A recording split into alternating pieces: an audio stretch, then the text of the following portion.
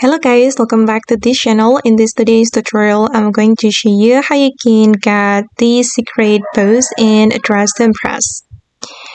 Okay guys, first of all, you need to put on the mermaid tail. Okay, you can use the free mermaid tail. And then you're going to follow where I go. Okay, you can go outside the building and then you're going to move to this area. Wait, let me enable the camera movement.